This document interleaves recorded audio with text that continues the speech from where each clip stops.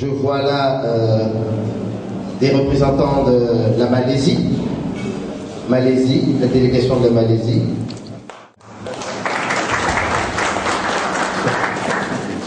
Merci. Je vois également deux délégations de la Chine. La Chine continentale, Chine Formose, Taïwan. La Chine, voilà la Chine.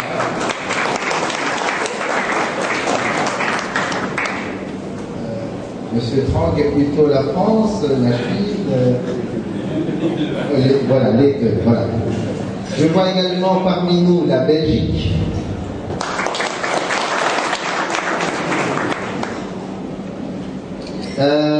Quelqu'un également ici représente les intérêts indiens.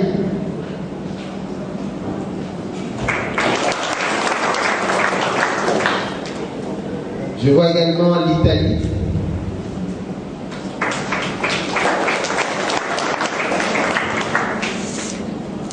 Et je tiens à vous dire également que la délégation de la Corée du Sud viendra, mais avec un petit retard. Je ne sais pas s'ils pourront être là pendant cette session de réunion, mais en tout cas, ils ont promis de venir dans les jours à venir.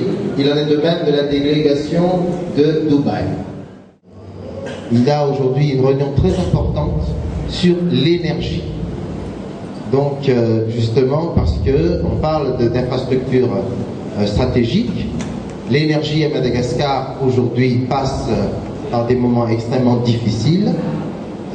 C'est d'ailleurs pour ça qu'au niveau de la province d'Astral, on va essayer de trouver également des solutions valables qui puissent tenir la route, qui puissent être durables.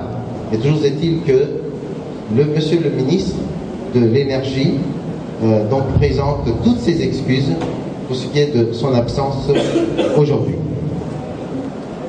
Il faut également dire qu'après une période de transition qui aura duré 5 longues années, dont nous sommes sortis considérablement affaiblis, et au cours desquelles Madagascar a été mise au banc des nations, les élections présidentielles et législatives ont signé le retour de notre pays à l'ordre constitutionnel.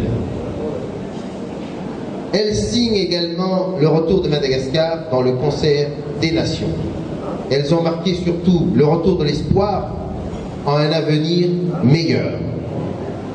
Pour ceux qui ne le savent pas, le terme « avenir » ici veut dire aussi quelque chose de très particulier, puisqu'il s'agit de l'avènement véritable d'une ère nouvelle pour les initiatives régionales. Nous croyons en l'avenir.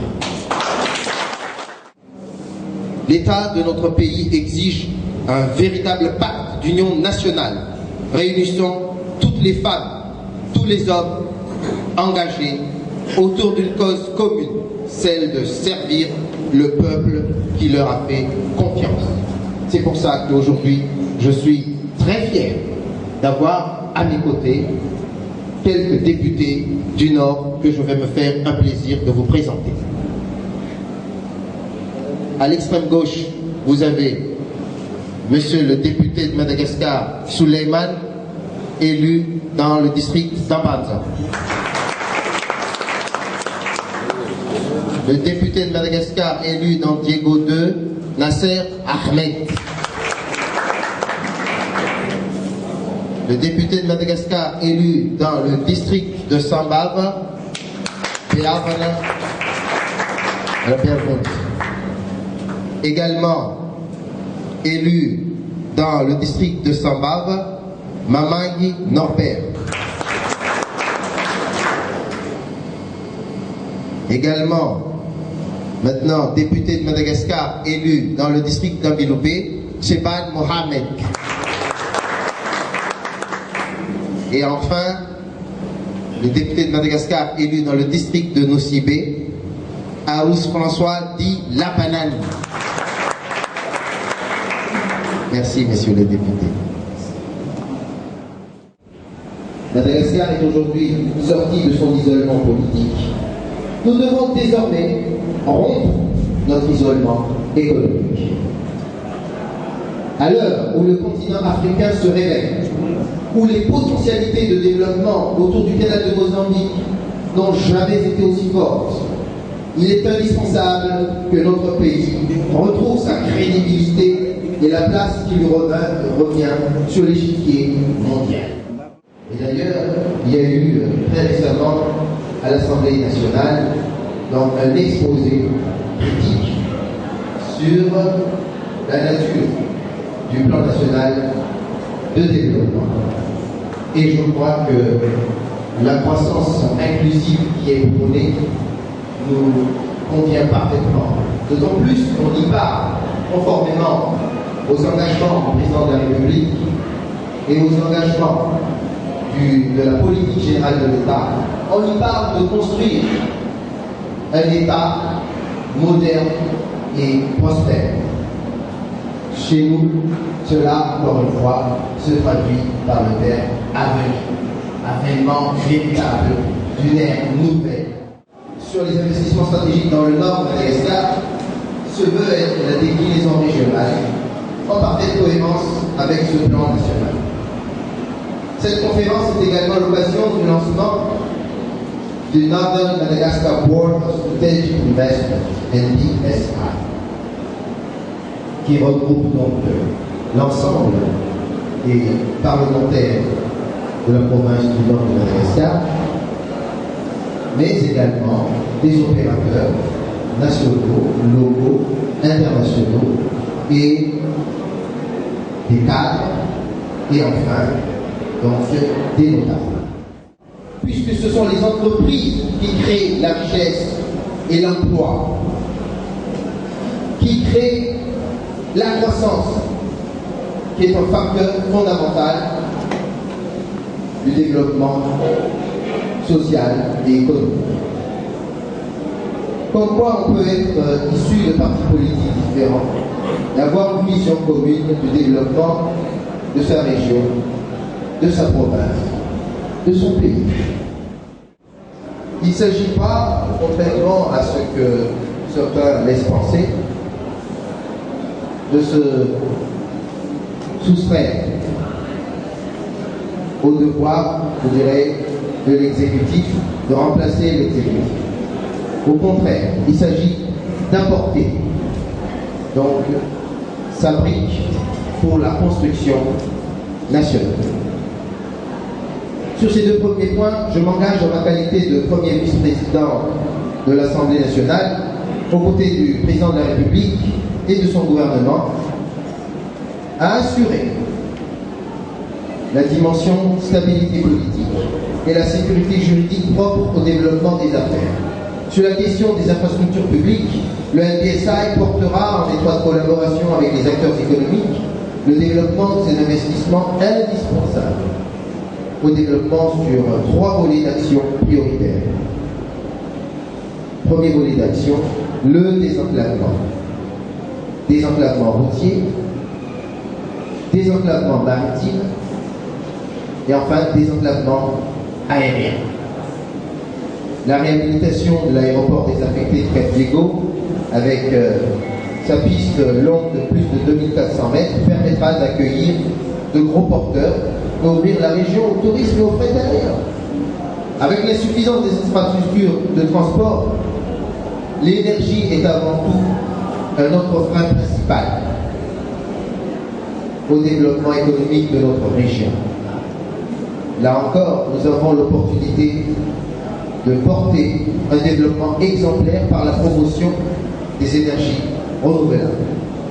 Le soleil qui brille toute l'année, le varachas qui souffle en continu, sont des sources d'énergie propres et inépuisables qui ne demandent qu'à être exploitées pour faire face au délestage qui irrite les abonnés de la Tirama et qui pénalise nos entreprises. Le troisième volet du triptyque reposera lui sur la réalisation, donc de la mise en place de plusieurs zones franches à travers le triangle Nosibé, Ansiran, Antala, Anga. La réalisation de ces zones franches permettront d'offrir aux investisseurs du foncier aménagé à vocation économique dans un environnement de qualité. Tels sont les préalables que nous allons mettre en œuvre pour attirer les investisseurs. Pour le reste, je compte sur les immenses potentialités de notre territoire pour finir de convaincre les entrepreneurs de nous rejoindre dans cette noble, exaltante aventure. Et des atouts, la région Diana comme la région Sava en ont. Située à l'extrême nord de Madagascar, sur le canal de Mozambique, notre province est une province qui aujourd'hui va bientôt être le lieu d'action du projet Pôle intégré de croissance, ou PIC.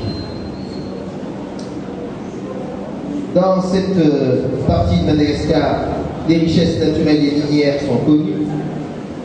Les districts d'Amiloupé, de Daré et autres. L'or, les pierres précieuses et les métaux dans le Cantal y sont concentrés.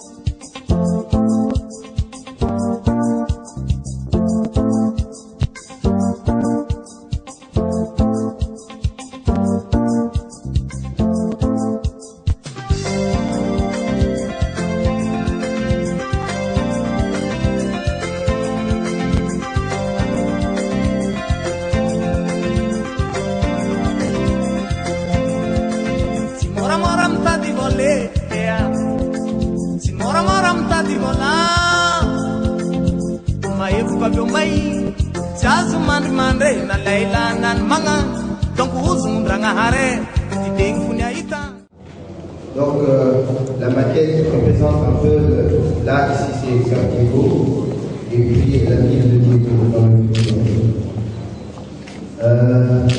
Là vous avez l'aéroport, ensuite ici un nouveau port. C'est la vision un peu qui est ressortie des échanges depuis maintenant plusieurs dizaines d'années au niveau de cette région. Voilà la vision à peu près. Donc là, vous avez un terminal à la porte de Tonnerre, un terminal pêche, mais également donc, un port de plaisance avec de la capacité en termes de manipulation conventionnelle comme des conteneurs. Ici, c'est une proposition toujours en ce qui concerne la mise en place d'une zone industrielle et d'un parc d'affaires.